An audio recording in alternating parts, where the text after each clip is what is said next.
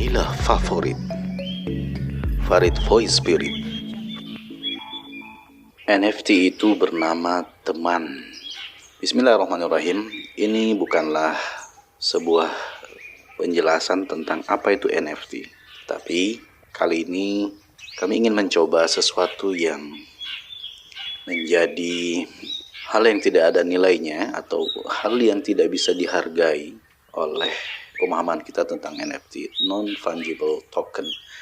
Tapi kali ini saya ingin mengambil sebuah kisah tentang apa yang disebut dengan pertemanan.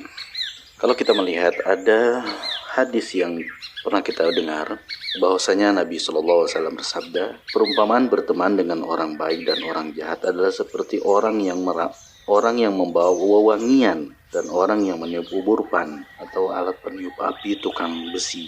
Bila kita berdekatan dengan orang yang membawa minyak wangi, maka secara tidak langsung kita akan mencium wanginya. Sebaliknya, bila kita berdekatan dengan orang yang meniup uburpan, maka kita pun akan terkena asap dan kita pun menjadi bau asap. Kali ini saya ingin mengambil kisah teladan dari seorang sahabat Nabi yang bernama Iyas bin Abi Rabi'ah. Bahwasanya ia memeluk Islam namun imannya masih sangat tipis. Datanglah waktu untuk berhijrah. Ia adalah sahabat terdekat Umar bin Khattab radhiyallahu anhu. Ia pun berhijrah dengan Umar. Saat keduanya berada di tengah perjalanan, ibunya mengutus seseorang dan berkata kepadanya, "Ibumu akan meninggal dunia. Ia telah berjanji tidak akan menetap di rumah atau membersihkan dirinya atau mandi. Ia akan terus berada di panas matahari dan tidak akan mandi sampai kamu kembali kepadanya." Iyas mulai terenyuh hatinya dan ingin kembali kepada ibunya. Umar bin Khattab meyakinkan dan memantapkan hatinya. Kalau dia tidak mandi hari ini hingga kutuan, besok dia pasti akan mandi. Maksudnya, mengapa kamu harus resah dengan keadaan ibumu? Setelah 2 hari dia akan merasa terganggu dengan badannya yang kotor. Ia pasti akan mandi. Kalau sekarang dia tahan berpanas-panas di bawah matahari, besok pasti dia akan merasa capek dan lelah serta akan berlindung. Umar terus membujuknya, sedangkan Iyas berkata, "Aku harus pulang." Umar berkata kembali kepadanya, "Wahai Iyas, jika kamu pulang, kamu akan mengalami bala dan cobaan." Iyas berkata, "Aku harus pulang." Saat Umar memahami bahwa tidak ada gunanya lagi baginya untuk memaksa, Iyas masih ngotot untuk pulang. Maka Umar melakukan hal yang menakjubkan. Ia turun dari ontanya. Saat itu Iyas tidak mempunyai onta. Lalu Umar berkata kepadanya, "Wahai Iyas, kalau kamu tetap ingin pulang juga, pulanglah dengan ontaku ini. Semoga dengan ini suatu hari kamu akan ingat kepadaku dan akan kembali." Padahal kalau kita berpikir, harga onta saat itu sama dengan harga sebuah mobil. Iyas pun mengambil onta itu dan pulang kembali kepada keluarganya. Lalu apa yang terjadi? Ia dipukul, disiksa, dan disakiti.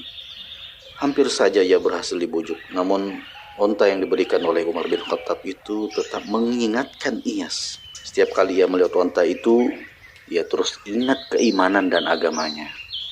Ia pun kembali pada Islam disebabkan oleh sahabatnya Umar bin Khattab radhiyallahu anhu. Sahabat itu ada 3 macam. Sahabat yang taat, sahabat yang lengah, serta sahabat yang selalu bermaksiat atau jauh dari agama dan tidak berakhlak. Sahabat yang selalu bermaksiat, Anda harus menjauhinya, dan tidak ada salahnya kalau antara Anda dan mereka masih tetap berhubungan. Siapa tahu suatu hari Anda bisa merangkul mereka, menunjuki mereka jalan yang benar. Tetaplah menjaga hubungan dengan mereka di saat hari-hari besar atau momen-momen tertentu misalnya. Sahabat yang lengah adalah orang yang mempunyai akhlak. Ia tidak bermaksiat, tetapi tidak juga taat. Dengan sahabat yang seperti itu, Anda harus berusaha merangkulnya dan berusaha untuk selalu bersamanya dengan berbagai cara. Nah, sahabat yang taat, hendaklah Anda berteman dengan mereka, mengikuti perkataan mereka, dan menjadikan mereka panutan Anda. Berusaha untuk tetap sejalan dengan mereka, menjadikan mereka teman serta lingkungan Anda, serta orang-orang terdekat Anda. Maka, sesuatu yang tidak ada nilainya atau tidak bisa dinilai oleh sesuatu pun itu adalah teman. Makanya Rasulullah SAW bersabda, barang siapa yang beriman kepada Allah dan hari akhir, maka hendaklah dia berbuat baik kepada tetangganya atau temannya. Demikian kisah subuh pada pagi hari ini. Saksikan kisah subuh selanjutnya.